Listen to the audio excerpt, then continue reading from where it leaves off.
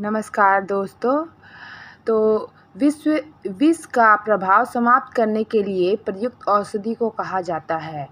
तो यहाँ ऑप्शन है, देख लेते हैं। एनाल्जेसिक्स, एंटीबायोटिक, एंटीडॉट और एंटीसेप्टिक। तो इसका सही जो आंसर है, विष के प्रभाव को कम करने के लिए उपयुक्त में जो औषधि दी जाती है उसे क्या कहा जाता है? तो उसे कहा जाता है आपका एंटीडॉट। ये इसका सही आंसर है। नेक्स्ट क्वेश्चन को देख लेते हैं। नेक्स्ट जो हमारा क्वेश्चन है, आँख में बूंद बूंद कर औषधि डालना कहलाता है। तो यहाँ जो है ऑप्शन है आपका इंसर्शन, इंस्टिलेशन, इम्प्लांटेशन और इंसफिलेशन। तो इसका सही आंसर होगा, आँख में बूंद बूंद औषधि डालना कहलाता है इंस्टिलेशन। ऑप्शन बी इसका सही आंसर है। नेक्स्ट जो है क्वेश्चन को देख लेते हैं। बच्चे में इंट्रामस्कुलर इंजेक्शन के लिए उपयुक्त जगह होती है। तो ऑप्शन है आपका वास्टस लैटरलिस पेशी, वेंट्रोग्लूटियल पेशी, डेल्टॉइड पेशी और डोर्सोग्लूटियल पेशी। तो बच्चे में जो जगह जहाँ इंजेक्शन दिया जाता है वो थाई में दिया जाता है और थाई के वास्टस लैटरलिस पेशी में दिया जाता है। तो इसका सही जो आंसर है आपका ऑप्शन ए जो है, ये इसका सही आंसर है।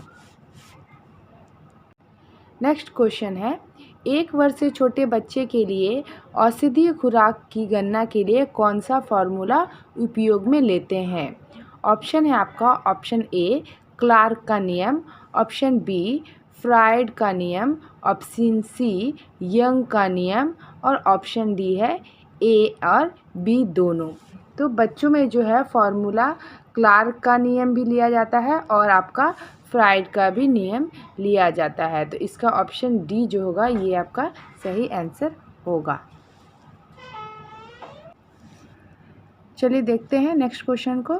संक्षिप्त रूप SOS का प्रयोग निम्न के लिए किया जाता है: तत्काल के लिए, आवश्यकता अनुसार, ऑप्शन सी है आपका सोने से पहले और ऑप्शन डी है प्रातःकाल।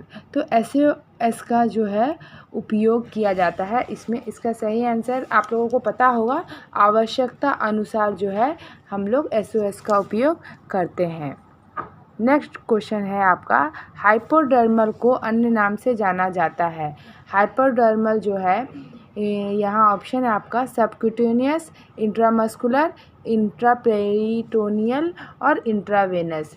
तो हाइपोडर्मल को जो है आपका इसका सही आंसर होगा कि सबक्यूटेनियस के को अन्य नाम से हाइपोडर्मल या सबक्यूटेनियस जो है उसका दूसरा नाम हाइपोडर्मल होता है।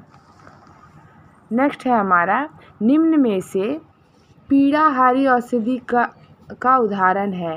पीड़ाहारी जो है औषधि मतलब पेन किलर का उदाहरण क्या होगा? तो पीड़ाहारी में तो देख लेते हैं, पेनिसिलिन है ना, पेनिसिलिन जो है आपका एंटीबायोटिक है।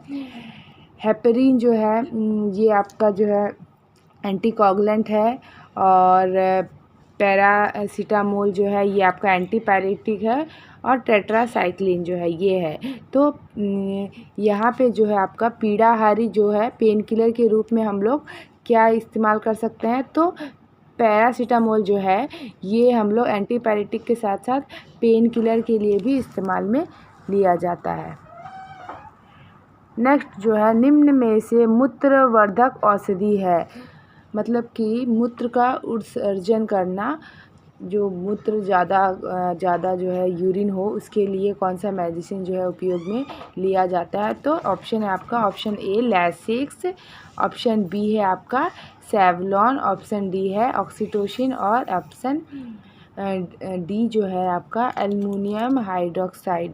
तो इसका सही आंसर होगा मूत्र उत्सर्जन के लिए है ना, मूत्रवर्धक औषधि कौन सा है? तो लैसिक्स इसका सही आंसर होगा। लैसिक्स जो है मूत्र का उत्सर्जन के लिए दिया जाता है।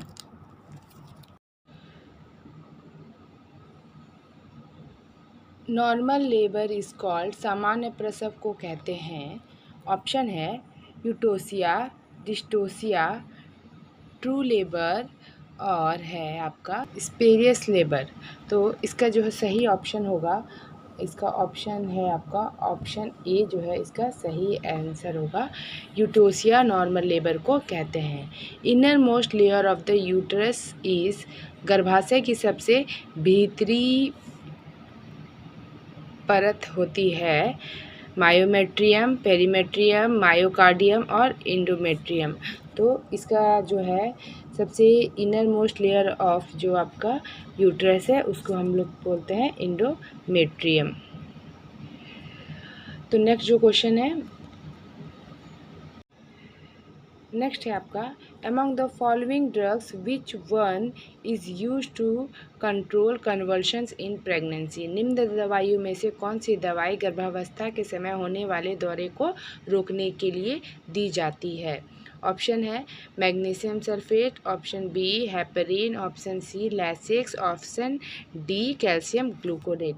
तो इसका सही आंसर होगा आपका ऑप्शन ए मैग्नीशियम सल्फेट जो है आपका गर्भाशय के समय जो है कन्वर्शन को रोकने के लिए दी जाती है।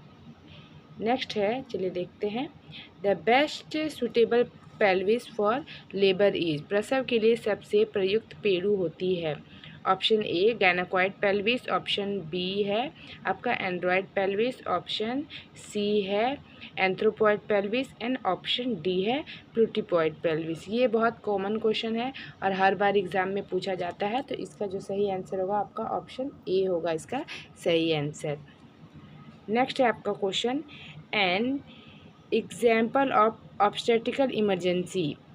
ऑब्स्टेट्रिकल इमरजेंसी कब होगा। एनीमिया इन प्रेगनेंसी में, ruptures of uterus, option C है मॉर्निंग सिकनेस और एडिमा इन प्रेगनेंसी। तो ऑब्स्टेट्रिकल इमरजेंसी जो है आपका रप्चर ऑफ यूट्रस में आपका ऑब्स्टेट्रिकल इमरजेंसी कहा जाएगा, ऑब्स्टेट्रिकल इमरजेंसी कहा जाएगा।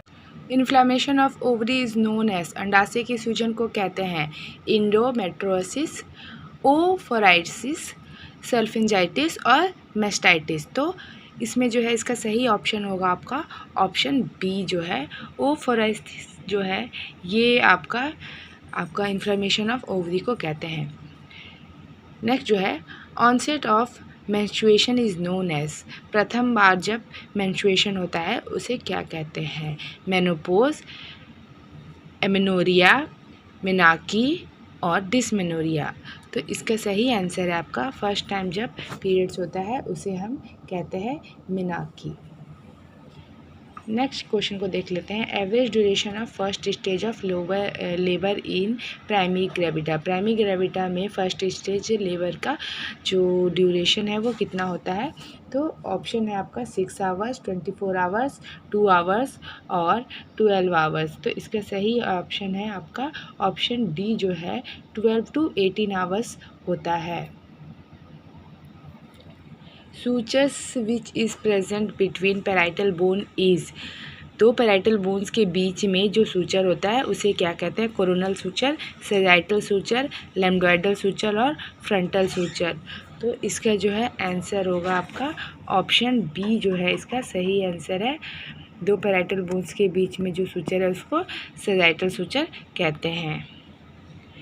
Excessive vomiting during pregnancy is known as, गर्भावस्था के दौरान महिला को अत्यधिक उल्टी होती है उसे कहते हैं हाइपरमेसिस ग्रेविडारम, मॉर्निंग सिकनेस, टैलिज्म और पाइका। इसका सही ऑप्शन है आपका ऑप्शन ए हाइपरमेसिस ग्रेविडारम गर्भावस्था के दौरान होने वाली एक्सेसिव वॉमिटिंग को कहते हैं।